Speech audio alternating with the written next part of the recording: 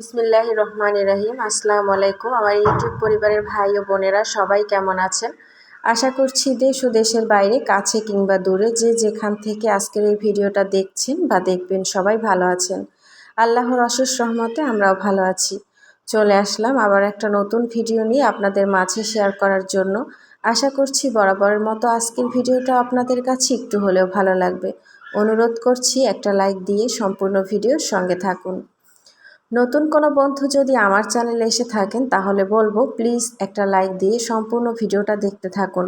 এমনও হতে পারে ভিডিওটা দেখতে দেখতে ভিডিওর কোনো একটা অংশ আপনার কাছে ভালো লেগে গেল, আর তাই যদি হয় তাহলে বলবো এই ধরনের ভিডিও যদি আপনি আরও দেখতে চান তাহলে আপনি চাইলে আমার চ্যানেলটা সাবস্ক্রাইব করে রাখতে পারেন। আর সাবস্ক্রাইব করার সময় অবশ্যই পাশে থাকা বেল আইকনের অল অপশনটা সিলেক্ট করে রাখবেন।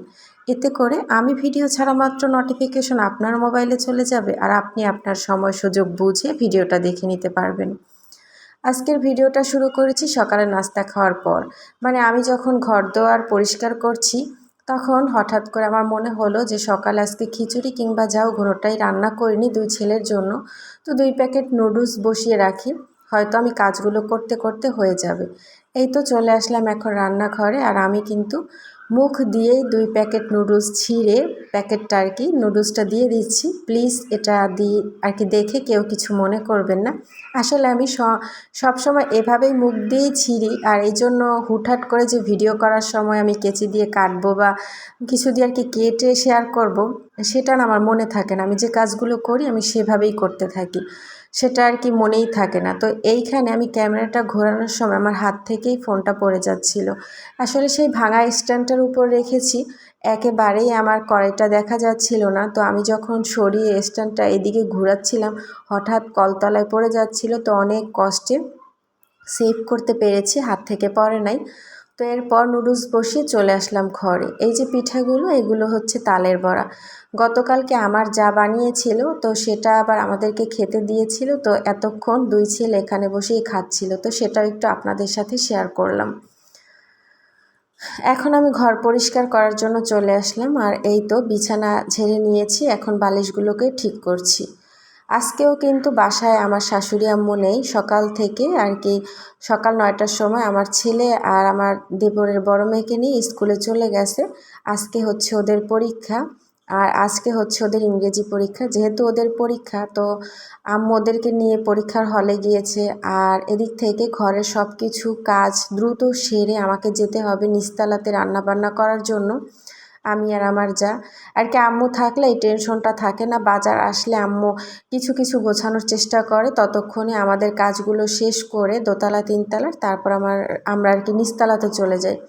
যেহেতু আমাদের হেল্পিং হ্যান্ড নেই, সবগুলো কাজ আমরা নিজেরাই করি, তো এই জন্য একটু নিয়ম মতো আর কি গুছিয়ে আর কি কাজগুলো করতে হয়। আর এই জন্য ঘরের কাজগুলো খুব দ্রুত করতে হয় আর কি, যেন তাড়াতাড়ি এবার নিচে যেতে পারি।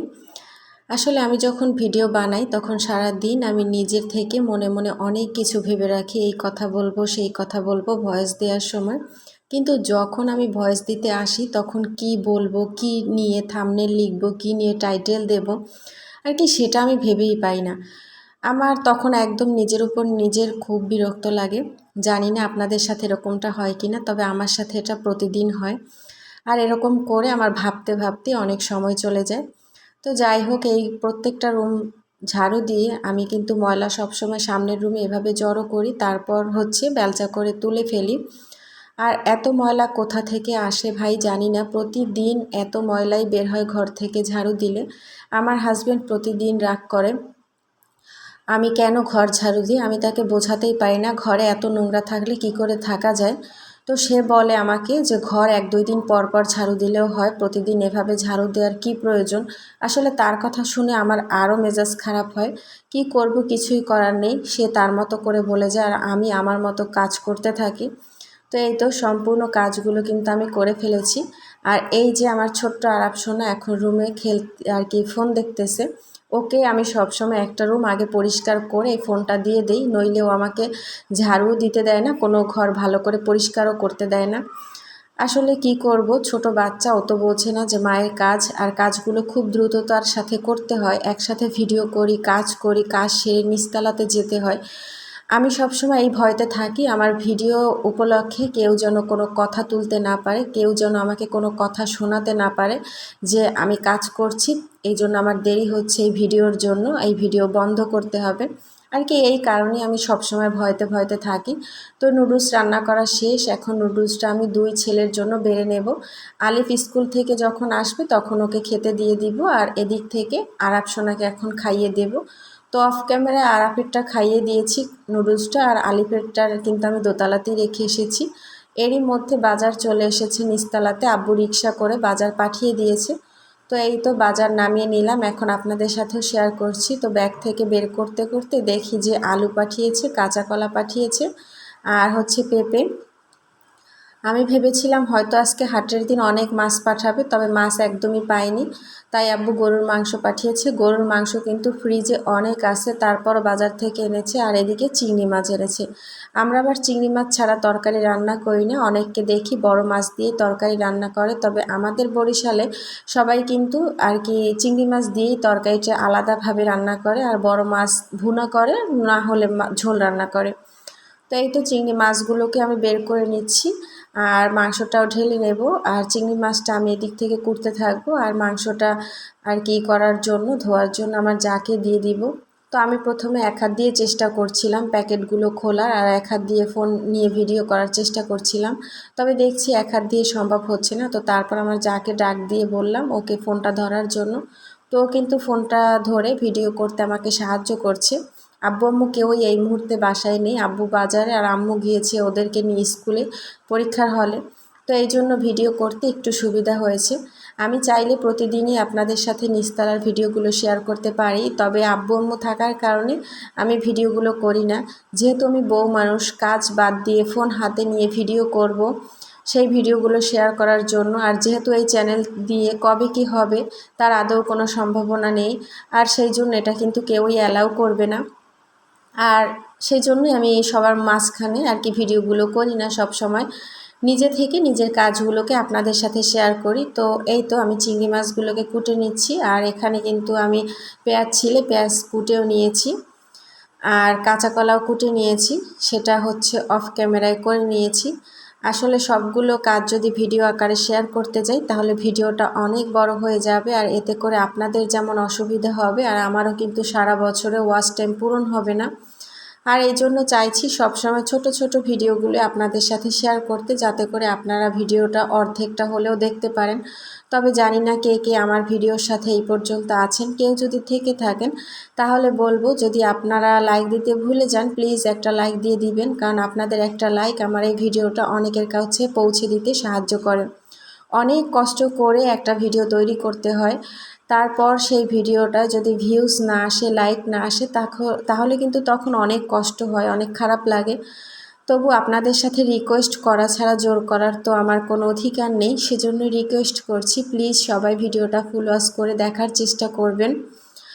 সম্পূর্ণটা না পারলে অর্ধেকটা দেখার চেষ্টা করবেন, যেহেতু আপনাদের সাহায্য আর সাপোর্ট আমার ভীষণ দরকার। এদিক থেকে গতকালকে বড় কড়াইটাতে আবারও তাল জাল করা হয়েছিল, তো সেই কড়াইটা আধোয়া কলতলায় ছিল, সেটা এখন আমার যা ধুয়ে নিচ্ছে। তো সেটাও একটু আপনাদের সাথে শেয়ার করলাম। এই করে কিন্তু এবছর এই 2 বার এই বড় কড়াইটার 2 কড়াই আমাদের আর কি তাল জাল করে নেওয়া হয়েছে, আর সেটা একদম জাল করতে করতে 1/3 ভাগ পরিমাণ করে বক্সে করে ফ্রিজে রাখা হয়েছে। এখন সারা বছর ওই তাল দিয়ে দুধ ভাত খাওয়া হবে আর কি, তাল ভাত খাওয়া হবে, আর তাল দিয়ে হয়তো কোনো পিঠাও বানানো হবে, সেজন্য সারা বছরের জন্য এভাবেই আমরা সংরক্ষণ করে থাকি। আর এই তো দেখুন রান্নাবান্না করার জন্য সব কিছু আর কি মোটামুটি গুছ করা, চুলায় ভাত বসানো আছে, আর এখানে কাঁচা কলা, চিংড়ি মাছ, তারপর হচ্ছে আলু আর মাংস, মানে মাংস দিয়ে আলু দিয়ে রান্না করা হবে, আর কাঁচা কলা চিংড়ি মাছ দিয়ে রান্না করা হবে। ডাল কিন্তু ফ্রিজে আছে, সেই জন্য আজকে আর ডাল রান্না করা হবে না, আজকে রান্না এই পর্যন্তই আর কি, বিশেষ কিছু রান্না করা হবে না। তো সেটাও একটু আপনাদের সাথে শেয়ার করে নিলাম। আর আপনারা অনেকেই দেখতে পাচ্ছেন যে আমাদের রান্নাঘরটা অনেক অন্ধকার, আসলে বিল্ডিংয়ের অপোজিট সাইডে পড়ার কারণে রান্নাঘরটা এতটাই অন্ধকার। আর ঠিক দুপুর টাইমে প্রচুর বৃষ্টি হয়, যেই কারণে অনেক সময় কারেন্ট থাকে না, এই জন্য ভিডিওগুলো অন্ধকারই আসে। আর এই তো ফাইনালি রান্না বান্না শেষ করে দোতলায় চলে আসলাম। ভাত আর কাঁচা কলা চিংড়ি মাছ আর হচ্ছে গরুর মাংস, ডালটা ফ্রিজ থেকে বের করিনি, ওটা গরম করতে হবে বের করে। তো এই দিয়ে আজকে আমাদের খাওয়া দাওয়া হবে। তো আজকের ভিডিও এই পর্যন্ত, দেখা হবে নতুন কোনো ভিডিওতে। ভালো থাকবেন, সুস্থ থাকবেন, আল্লাহ হাফেজ, আসসালামু আলাইকুম।